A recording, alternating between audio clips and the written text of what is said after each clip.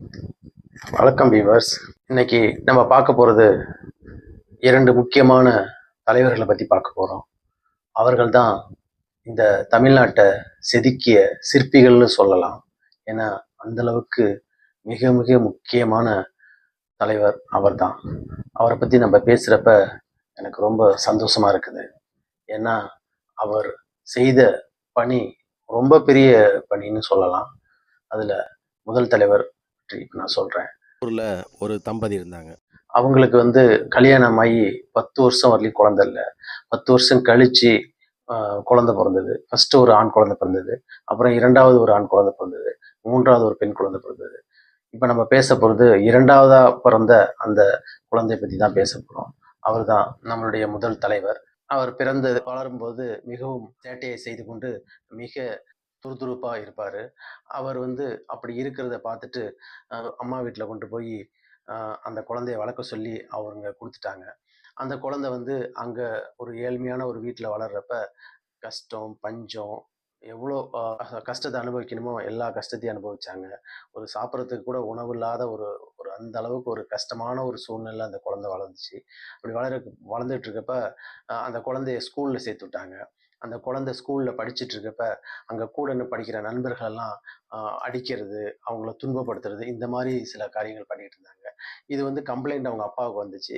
இருந்தாலும் சின்ன வயசுல இந்த மாதிரி பண்றதெல்லாம் சகஜன்னு சொல்லி அவங்க அப்பா அதை அசால்ட்டா விட்டுட்டாரு. ஆனா அப்படி விட்டாலும் அந்த பையன் அந்த குழந்தை ஒரு குறிப்பிட்ட கட்டத்துல வாத்தியாரையே அடிக்கிற அளவுக்கு அது மோசமா போயிடுச்சு. அப்போ அதுக்கப்புறம் அவங்க அப்பா என்ன பண்ணாரு, இதுக்கப்புறம் இங்க விட்டோம்னா அது ரொம்ப மோசமாயிரும் அப்படின்ட்டு அவர் ஸ்கூல்லேருந்து கூட்டிட்டு தான் நடத்திக்கிட்டு இருந்த அந்த தொழிலை அவர் கற்றுக் கொடுத்தாரு. கற்றுக் கொடுத்து தொழிலை சிறப்பாக பண்ணாரு.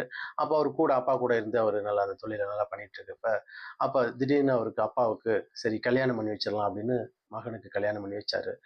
கல்யாணம் பண்ணி வச்ச உடனே தன்னுடைய அந்த மனைவி இவருடைய சில காரியங்கள்லாம் அவர் பேசுறப்ப அவனுடைய மனைவி இவருடைய கருத்து ஒத்து போயிட்டாங்க.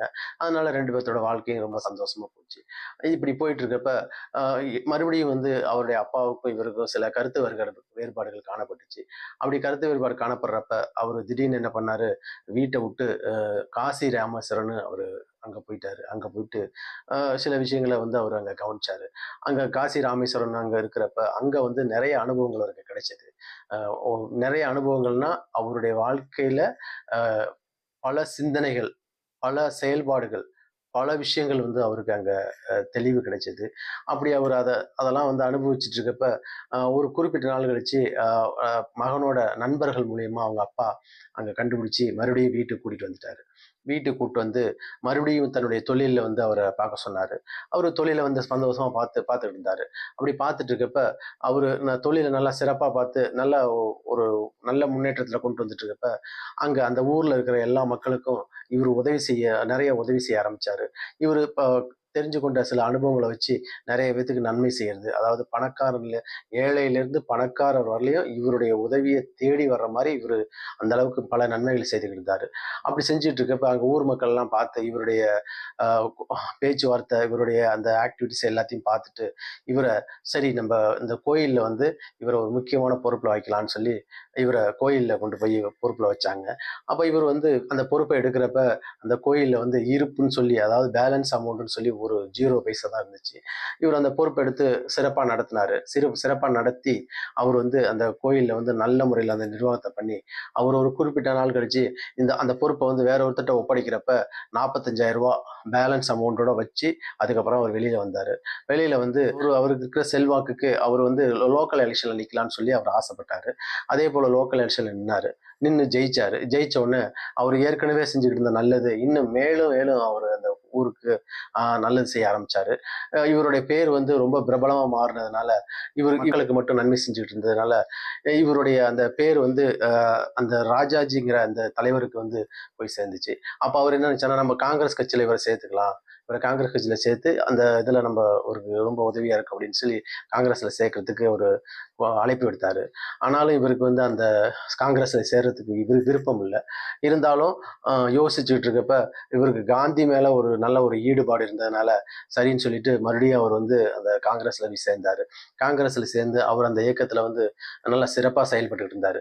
அப்படி சிறப்பாக செயல்பட்டு இருக்கப்ப அங்கே இருக்கிற சில கொள்கைகள் இவருடைய கொள்கைகளுக்கு சில காரியங்கள் ஒத்து போகாம அங்கே சில மனக்கசப்புகள்லாம் வந்துச்சு. இருந்தாலும் வந்து அவர் பரவாயில்ல அப்படின்னு சொல்லி அந்த காங்கிரஸ்ல செயல்பட்டு இருந்தாரு. அப்போ வந்து நீதி கட்சிங்கிற ஒரு கட்சிக்கு எதிராக வந்து இவர் பிரச்சாரம்லாம் பண்ண ஆரம்பிச்சாரு.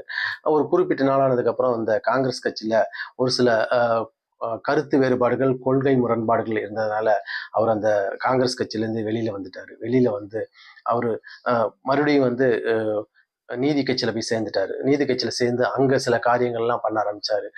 இவருடைய பல பல கொள்கைகள், பல செயல்பாடுகள்லாம் வந்து மக்கள் நிறைய ஏத்துக்க ஆரம்பிச்சாங்க.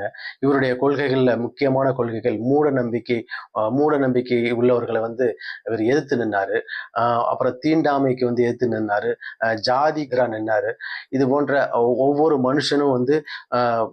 மனுஷனும் சுய கட்டுப்பாடோட இருக்கணும், ஒவ்வொரு மனுஷனும் சிந்தனை இருக்கணும் சொல்லி நிறைய அவருடைய அந்த கொள்கைகளை வந்து சொன்னாரு. இந்த கொள்கைகள் பிடிச்சி போய் நிறைய பேர் இவர் கூட வந்தாங்க. இவர் வந்து அந்த கொள்கைகள்ல வந்து சிறப்பா செயல்பட்டு இருக்கப்ப இவர் இந்த குழந்தை திருமணத்துக்கு எதிர்த்து நின்னாரு.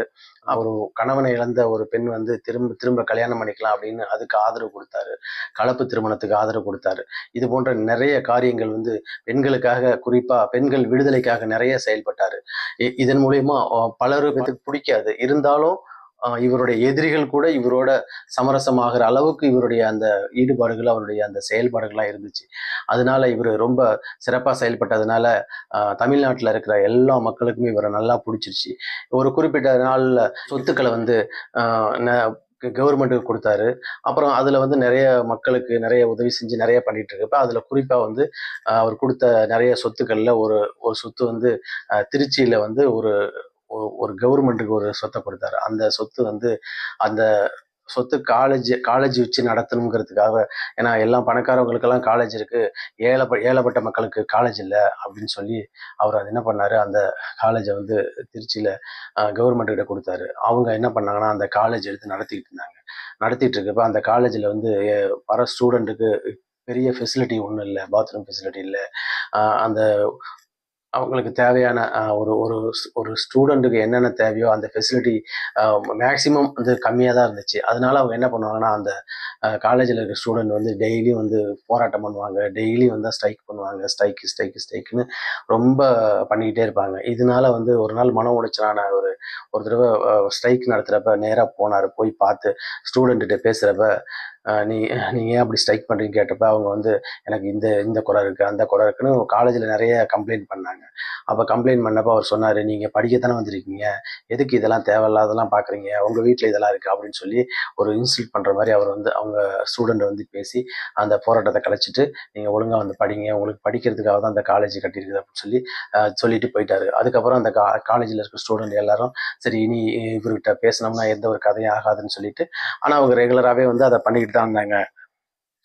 ஆனால் அவங்க ரெகுலராகவே அந்த காரியத்தை வந்து ஸ்ட்ரைக் பண்ணுறது, அதை காலேஜில் ஒழுங்காக அட்டன் பண்ணாமல் அந்த மாதிரி நிறைய பண்ணிக்கிட்டு இருந்தாங்க.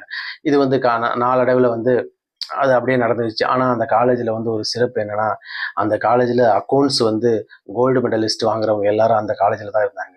அதனால நான் என்ன பண்ணேன், நான் வந்து பிகாம் படிக்கணும்னு ஆசைப்பட்டப்ப நான் வந்து அந்த காலேஜில் அப்ளை பண்ணோன்னே எனக்கு அந்த காலேஜ் கிடச்சிருச்சு.